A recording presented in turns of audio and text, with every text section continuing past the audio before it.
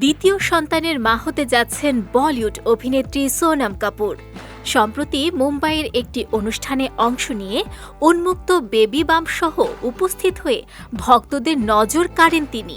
অনুষ্ঠান চলাকালীন স্বাচ্ছন্দ্যপূর্ণ ভঙ্গিতে চলাফেরা করতে দেখা যায় অভিনেত্রীকে, যা তার আত্মবিশ্বাসী ও ইতিবাচক মানসিকতারই প্রতিফলন।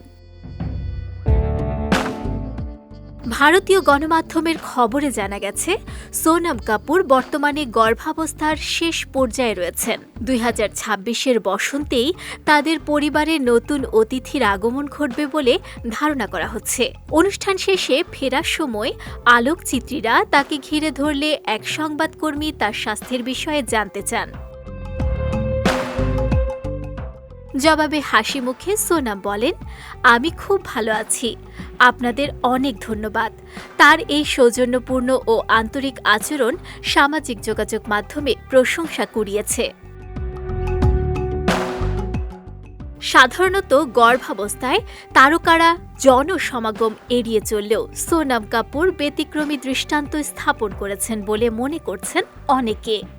2022 সালে স্বামী আনন্দ আহুজার সঙ্গে তার প্রথম সন্তান বায়ুর জন্ম হয়। বর্তমানে 3 বছর বয়সী বায়ুর বড় হওয়ার সঙ্গে সঙ্গে নতুন সদস্যের অপেক্ষায় দিন গুনছে কাপুর ও আহুজা পরিবার। 40 বছর বয়সে দ্বিতীয়বার মাতৃত্বের এই সফর নিয়ে সোনম বেশ ইতিবাচক।